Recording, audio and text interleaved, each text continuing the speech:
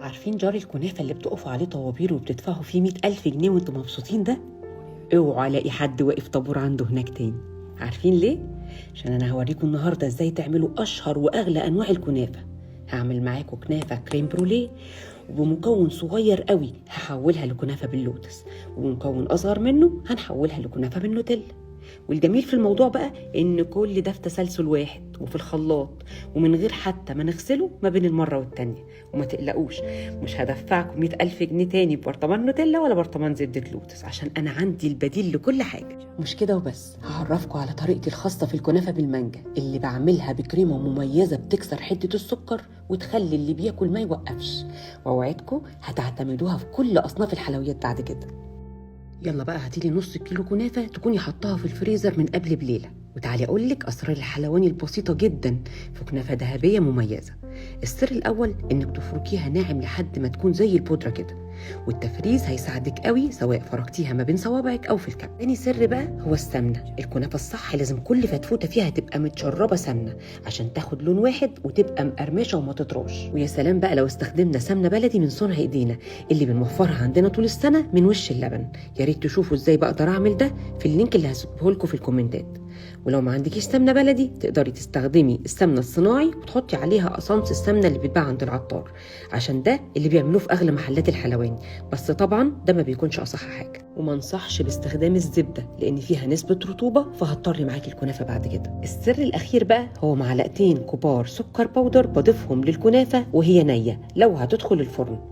اما لو لسه مبتدئه وخايفه من الفرن فحمريها على البوتاجاز من فوق كده لحد ما تاخد اللون الذهبي الحلو ده، وبعد كده ضيف السكر وقلب. ويلا بينا نعبي الكنافه بتاعتنا. تقدروا تستخدموا كوبايات البيت العاديه دي لو هتاكلوها في البيت، او تحطوها في جار زي ده لو عايزين تاخدوها هديه لحد بتحبوه. والجار ده بيتباع في محلات مستلزمات الحلواني عادي وسعره مش غالي خالص، وبيعجبني قوي عشان الغطا ده بيحافظ على الكنافه كمان لما نحطه في التلاجة. المهم هحط كميه الكنافه كده واضغطها بحاجه بالشكل ده لحد ما اخلص كل الكميه، مع الاخذ في الاعتبار اننا هيتبقى عندنا اكتر من نص الكميه دي عشان نعمل منها باقي الطبقات.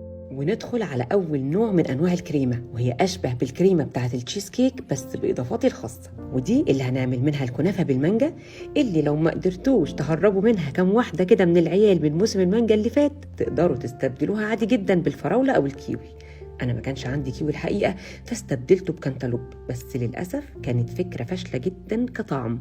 هو كان شكل بس ولون عشان التصوير، لكن كطعم ما انصحكوش بيه أبدا. في مضرب البيض أو حتى في الخلاط هحط باكت كريم شانتيه وعليه باكت كريم كراميل. ومش محتاجة أقول لكم إن منتجات دريم هي الأفضل بالنسبة لي حتى عن المنتجات المستوردة. هنزل عليهم بربع مج حليب ساقع لحد ما يتجانسوا مع بعض، وبعد كده هنزل بنص مج زبادي لو هتستخدموا زبادي اللي بالكيلو زي حالاتي، او بكوبايتين زبادي صغيرين من الكوبايات بتاعت الشركات لو هتستخدموا العبوات الصغيره. وبرده لازم اقول لكم ان المراعي هي الخيار الافضل في منتجات الالبان. اخر حاجه بقى هضيف 3 مكعبات جبنه كريمي، ممكن جدا تستبدلوها بجبنه نستو او حتى جبنه قريش من نوع ملح وخفيف قوي. بيني وبينكم انا مره عملت كده وطلع طعمها تحفه ومحدش خد باله. ادعوا لي بس عيالي ما يشوفوش الفيديو. الناس اللي بتحب الكريمه دسمه هيوقفوا اضافات لحد هنا، اما اللي بيحبوها خفيفه زي حالاتي فيقدروا يضيفوا ربع مج حليب كمان، هتبقى معاكم بالقوام ده قبل ما تدخل التلاجة. هجيب بقى الفاكهه اللي بحبها سواء كانت فراوله ولا مانجا، وهرصها على جدار الكوبايات بالشكل ده.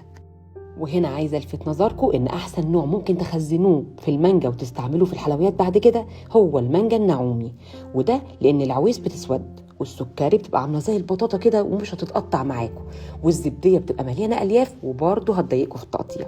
رصينا الفاكهه خلاص، ننزل بقى بطبقه من الكريمه العبقريه بتاعتنا بالشكل الحلو ده، وطبقه تانية من الكنافه، واللي عدت دي فلافي ملناش دعوه بيها، كانت قاعده ترازي فيا طول الفيديو. حطيت كمان طبقه كريمه تاني، وبعدين تقدروا تختموا الموضوع بفاكهه متقطعه بالشكل الحلو ده على الوش. وكسرت لون المانجا بفراولايه صغننه متقطعه بالشكل الحلو ده كده عشان تديكوا في الاخر الشكل المبهج اللي يجنن ده. وفي النهايه خالص عملت خطوه، بس دي خطوه اختياريه وهتعجب قوي الناس اللي بتحب الكنافه طريه، وهي اني ضفت بتراك فراوله للكنافه بالفراوله وبتراك لوز للكنافه بالمانجا، وده اداني طعم حلو قوي وعزز النكهه. ده بالنسبة للكنافة اللي عملناها على البارد بالكريمة الباردة والفاكهة.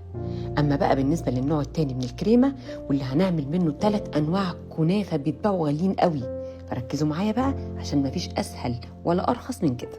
في حلة على النار هحط مجين حليب أو ما يعادل نص لتر حليب، هنزل عليهم بباكت كريم كراميل وأقلب، وأول ما اللبن يغلي هطفي النار. ودي طريقة الكريم كراميل العادية جدا اللي موجودة على العلب. لما الكريم كراميل يدفى هنزل بيه في الخلاط، واوعي تحطيه وهو سخن عشان ما يبوظلكيش الخلاط لا قدر الله. هضيف للكريم كراميل 24 بسكوتة بالظبط من بسكوت الشاي العادي من أي نوع تفضلوه، وبكده نبقى عملنا حاجة اسمها كريمة الشمام. والكريمة دي بقى طعمها خرافي. انتوا فاهمين طبعا يعني ايه ميكس كريم كراميل مع بسكوت. فاكرين طعم السريلاك بتاع اخونا الصغير اللي كنا بناخد منه معلقة صغيرة في الدرة كده قبل ما مامتنا تشوفنا؟ اهو ده بالظبط. اللي بيحبوا الطعم ده هينبسطوا قوي مني. حطوا بقى في الجار بتاعكم وعليه طبقة من الكنافة وبعدين طبقة تانية منه.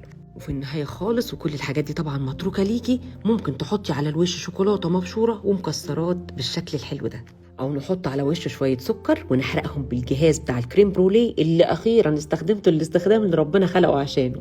بيني وبينكم من يوم ما جبته وانا يا اما بسخن بيه الرنج عشان ما بهدلش البوتاجاز او بستخدمه كولاعه. البديل بقى لكرمله السكر دي هو كيس الكراميل الموجود اصلا في باكت الكريم كراميل. بس الحقيقه كرمله السكر بتعمل قرمشه كده وحركات مطاعم. اسمعوا معايا كده. ويلا بينا نعمل الكنافة باللوتس، وده بإن حبة الكريم كراميل اللي بالبسكوت اللي لسه موجودين في نفس الخلاط هضيف لهم نص معلقة صغيرة قرفة وربع معلقة صغيرة جنزبيل واضربهم في الخلاط وانزل بيهم على الكنافة واعمل نفس الطبقات والحركات.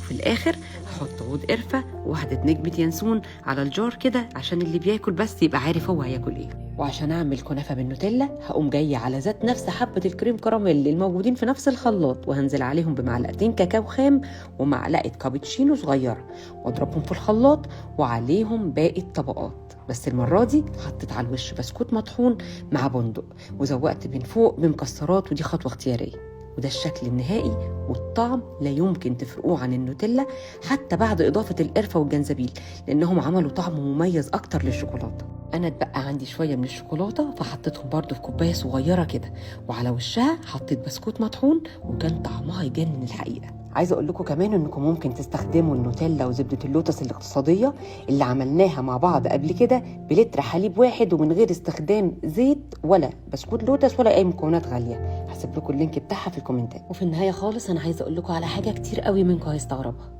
أنا ما بحبش البيوت الواسعة، بحسها مبهوقة كده ومش دافية. أنا عايزة بيت محندق أمد إيدي وأنا مغمضة عيني كده أهو أجيب عيل من عيالي أحضنه.